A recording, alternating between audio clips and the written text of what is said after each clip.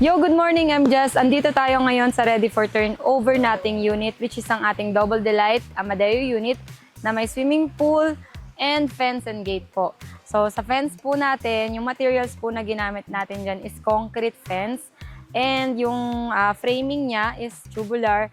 Tapos may facade siya na painted board cement. Dito naman sa ating swimming pool, meron itong inside dimension na 28.5 square meter.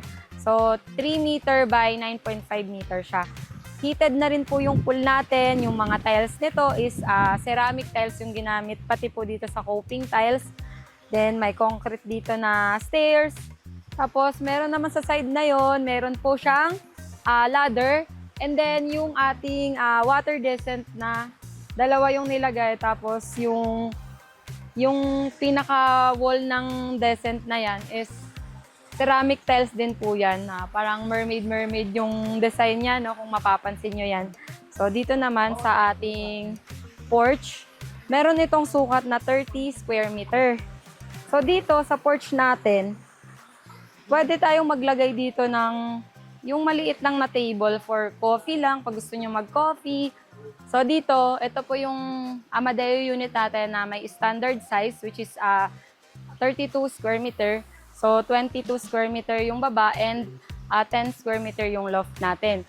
Dito, wag na muna tayo pumasok dito kasi marami ng gamit. So dito tayo sa kabila. Tara guys! So ito yung isang side ng Amadeo unit. Standard size din to. Bale, 32 square meter in total. So same pa rin, reflective glass yung ginamit dito. And itong mga framing niya is tubular. Tara, pasok tayo. So ito yung sliding door niya. May kasama na rin tong screen door. Tiny house natin, yung ating Amadeo unit. Ayan. So tapos na siya. Ito yung floor area nito sa baba is 22 square meter plus 10 square meter sa loft. So dito, may CR. Ayan. Ito yung CR niya. So naka-tiles, ceramic tiles, naka-PVC ceiling din, tapos may lavatory, may toilet, may shower heater. So ayan. And ayan. From floor to ceiling din yung kanyang tiles. Tapos dito naman, sa area na to, nai-imagine ko dito, pwedeng maglagay dito ng maliit lang na parang shoe rack.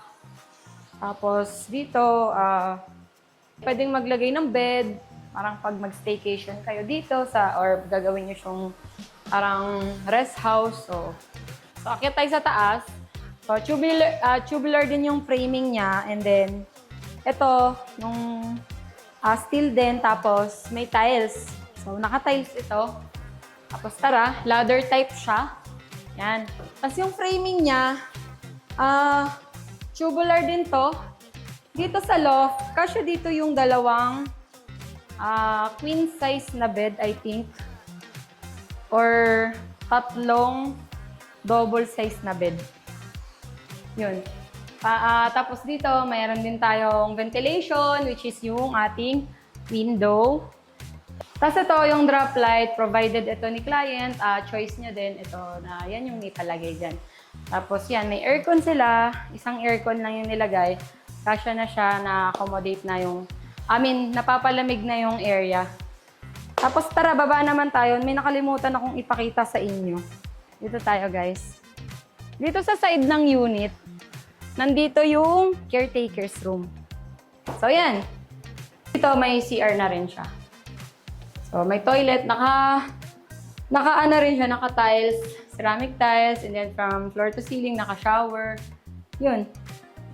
Tapos, yun. Yung may door din siya na wood. Ito yung exterior wall niya is board cement. Yan. Pinipinturahan lang yan. Yan. Tapos ito, dito naman tayo sa side na to. Pakita ko sa inyo yung pump room natin. Ayan, yung pump room natin. Naka-ano siya, naka-PVC ceiling. Tapos concrete din. So, that's it for today. And sana samahan niyo pa ako sa susunod ko pang house tour.